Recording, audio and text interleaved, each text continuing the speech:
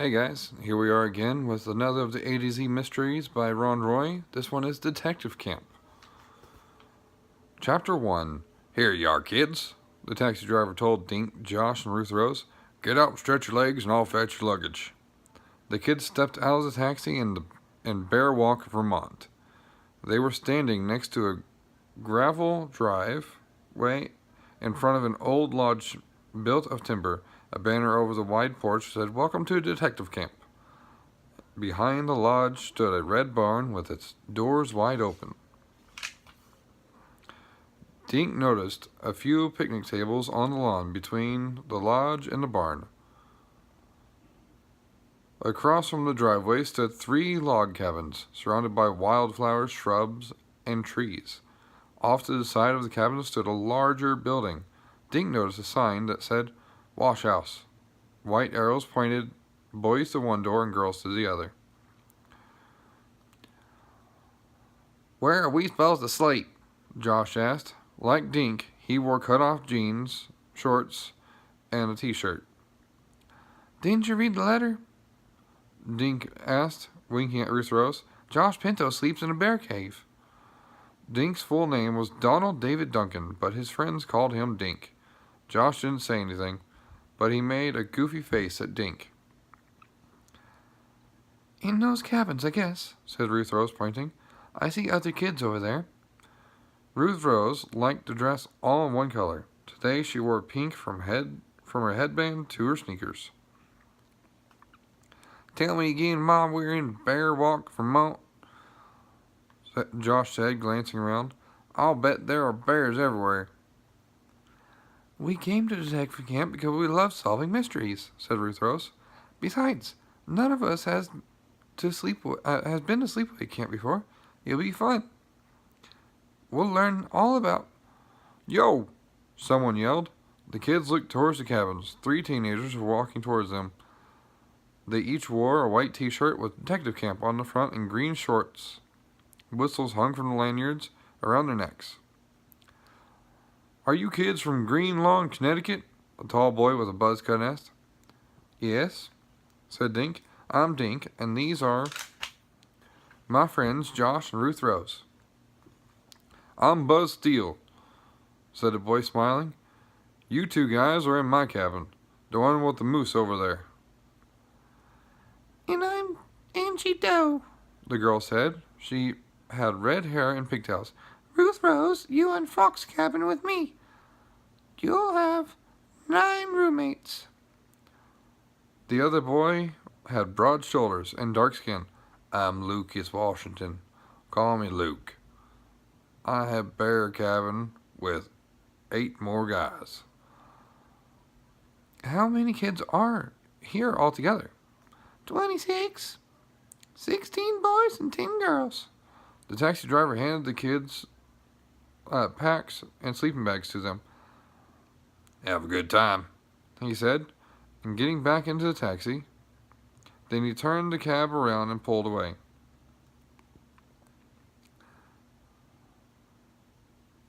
"Let's get you kids into cabins," said Luke, reaching for an armful of sleeping bags. "Everyone else got here this morning." They followed the 3 counselors onto the lawn. Stone paths led up to each of the 3 small porches. "After you get unpacked, we're all meeting down by Shady Lake," Angie told the kids. "About 20 minutes, okay? Just follow that path, and the lake will be right in front of you. Ready to meet your cabin mates, Ruth Rose?" "Yes.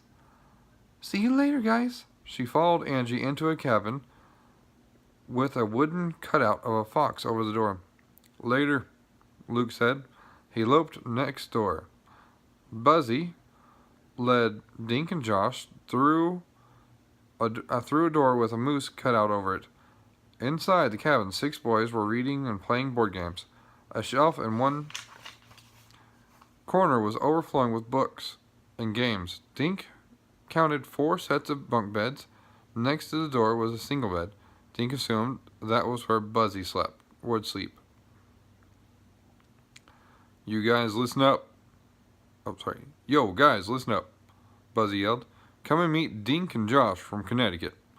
The 6 boys turned toward Dink and Josh. They smiled and one by one introduced themselves and shook hands. Dink tried to remember the 6 new names and faces. A black-haired boy named Billy Wong, a thin kid with braces called Hunter, Ian and Brendan, twins with blonde hair so light it appeared white, Duke, a tall boy, and Campbell, a short blonde boy with a big smile. If you need to wash up or use the bathroom, that's all in the big building on the other side of Fox Cabin, Buzzy told the boys. We have to go outside to use the bathroom? We have to go outside to go to the bathroom? Josh asked. Sorry, I don't know why I had a hard time reading that. Buzzy nodded. Yep, the showers are there too.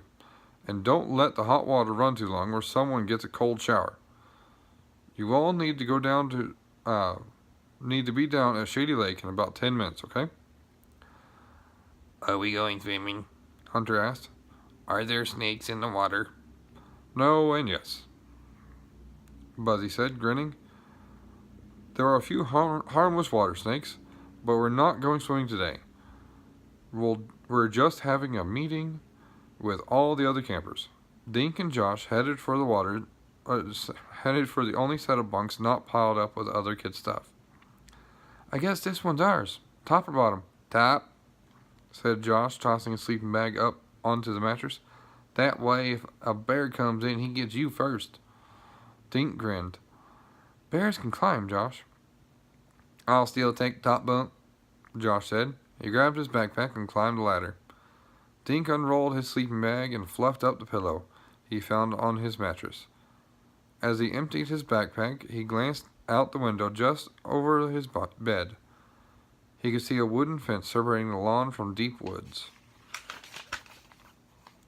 He arranged his clothes in a cubby that already had his name on it. He set his toothbrush and other toiletries on the windowsill. He'd brought a couple of books, which he stood next to his toothpaste. The titles were Wild Animals of Vermont and Danny Doone, Boy Detective. Josh was on top, wrestling with his sleeping bag. Are you ready? Dink asked. Almost. My brothers used this sleeping bag last, and they tied about 1,000,000 knots in the string. Okay, let's hustle, Buzzy called out. Moose Cabin is never late. Now let's go, little moosies. The other 6 boys stampeded out of the cabin door and raced for the path that led to the lake. A minute later, Buzzy followed them. Dink waited for Josh on the porch.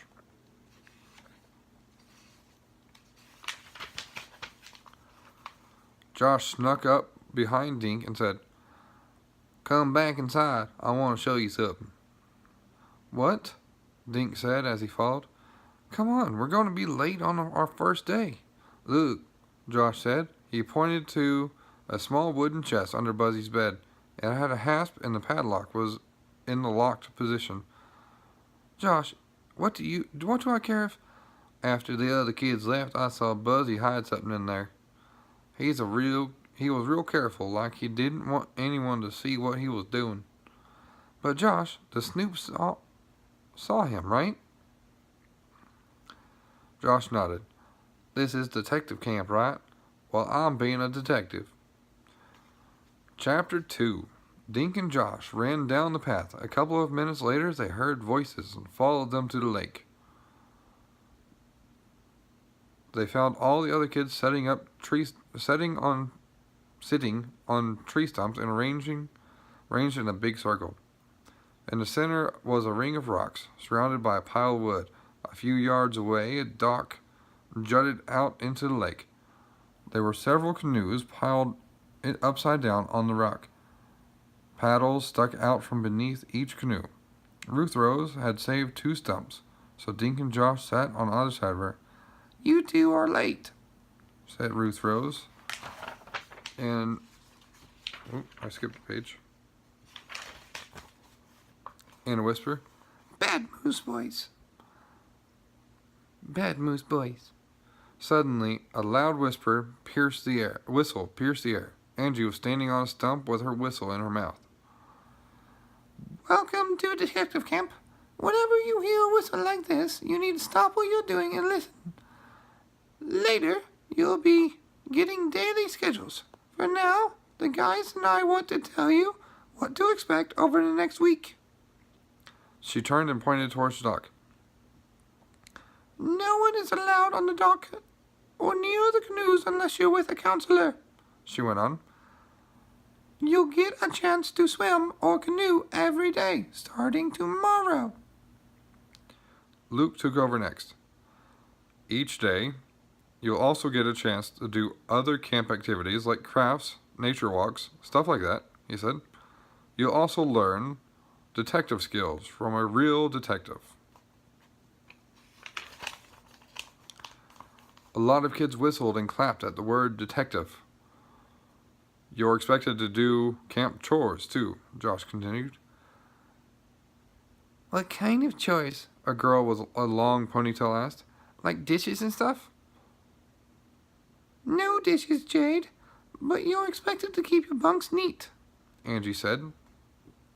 And we sweep the cabins every day. Some of you may want to feed the chickens and collect eggs. We even have a vegetable garden, if you like getting your hands dirty. Anyway, the chores don't take long, and you can switch around so no one gets bored. When do we eat? Josh asked, getting a laugh.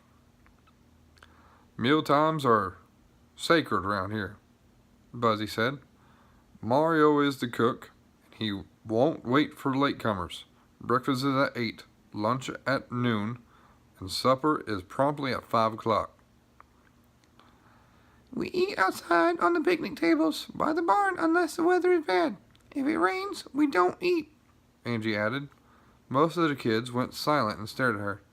Are you kidding? Yes, she said. Angie grinned. We eat in the barn if it rains. So that's another chore, to keep and to help carry the picnic tables inside if the weather looks bad.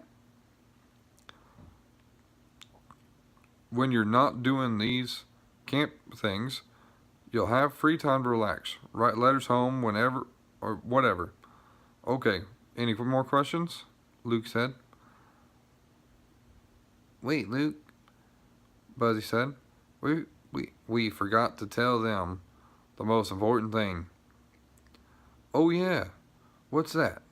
Luke asked, with a big grin on his face. The marvelous mystery map. Detective Rob will explain it all later. For now, we just want to clue you in that there'll be a treasure hunt with a really cool prize. Awesome! A bunch of kids yelled. One more thing before we head up to the barn, said Angie. This'll be fun. Break up into your 3 cabin groups. We want each group to decide on cabin cheer. Try to keep it under 15 words. Later, each cabin will get to yell out their cheer. Okay, get busy. You've got 10 minutes. The kids all scrambled around to sit with their cabin mates. Dink and Josh and the other 6 boys from Moose Cabin sat under a shady pine tree. This is so cool, Hunter said. I've never been to a camp before. Does anyone have any ideas for a cheer? Asked Billy. How about putting in something that rhymes with moose? Said Ian, one of the twins. Yeah, like noose or goose or loose, His brother added. or juice, Said Josh. Or caboose, added Campbell. What about this? Hey, I am a moose. I drink my juice. At night I sleep in my caboose, Said Dink. That's 16 words, said Duke. I have an idea. Moosies rock, moosies roll, moosies rule. I like that better than mine, Dink said. Everyone else does too. Let's take a vote. If you like Campbell's idea, raise your hand, Josh said, grinning at Dink.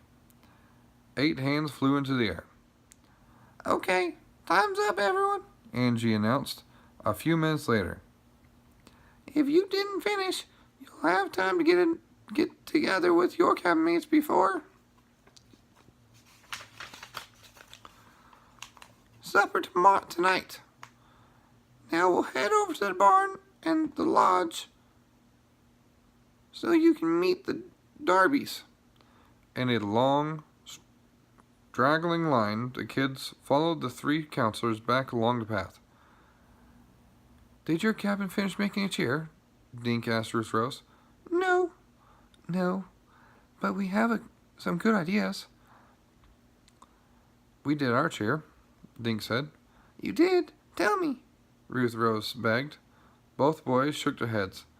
You'll have to wait, Josh teased. The group went down around the lodge to the barn.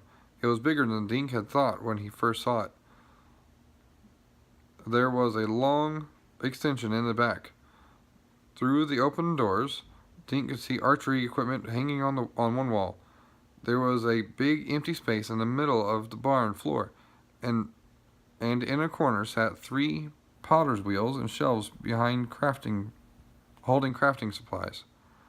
Okay, campers, gather around, Buzzy yelled. This is where you'll come for any crafting activities. We'll eat on those picnic tables over there. Around the side is the chicken coop and Moat's house. Whose house?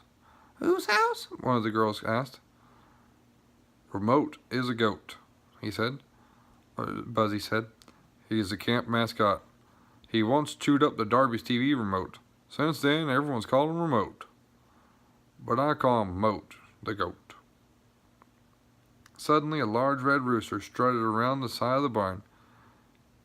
He had red and black feathers and a fierce-looking beak. He stopped when he saw all the strangers.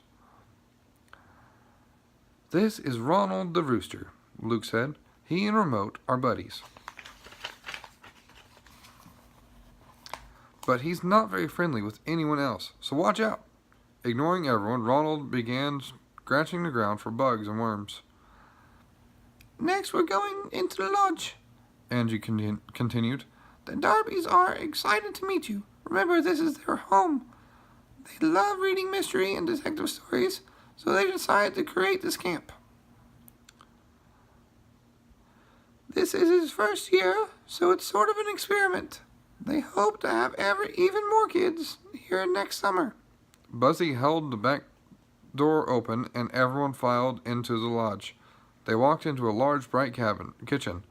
A tall man wearing an apron was standing at a work table, chopping vegetables. Hi, I'm Mario. I do all the cooking. So be nice to me. And on your way out, grab a cookie. I'm taking a batch out of the oven in 3 minutes. Mario's head was completely bald, and he wore a red bandana as a headband. He had a large brown mustache that curled up into pointy ends. Thanks, Mario, everyone said. Let's go into the great room, Angie said, passing through a doorway. They all gathered in a huge room filled with sofas, tables, lamps, and more. More books than a small library. Most of the walls had bookcases, and they were all stuffed. Several paintings hung on the walls. Some were so old and dirty that Dink couldn't tell what he was looking at. But the others were bright and clean, as if they'd just been painted. Dink noticed Buzzy peering into a cabinet with glassy doors. On the shelves were dozens of small animal figurines. They were metal and gleamed softly with like a silver teapot Dink's mom used only on holidays. Just then, they all heard a screeching noise. A door slid open, revealing an elevator. As all the kids stared, a man and woman walked slowly off the elevator. They both had white hair and wore glasses. The woman used a walker. Their wrinkled faces lit up when they saw the gang of kids. Hello, I'm Michael Darby. This is my wife, Bessie. Welcome to our home, the man said. The couple walked among the campers, shaking hands. I'll try to remember your names, but forgive an old lady if I forget, Bessie said. Oh, excuse me, another voice said from behind the group. They turned and saw... Oh, excuse me, said another voice. They turned and saw a woman coming down the central stairs. Her black dress matched her hair, and she wore rose-colored glasses. She rested one pale hand on the banister as she paused at the bottom of the stairs. Dink thought he'd never seen such white skin before. Then he realized the woman was wearing white rubber gloves. I am Mademoiselle Mousset, The woman said. And that's where we're going to stop for today, guys. Hope you enjoyed that bit of the story. I look forward to reading more in a couple of days. See you with tomorrow's story. Bye.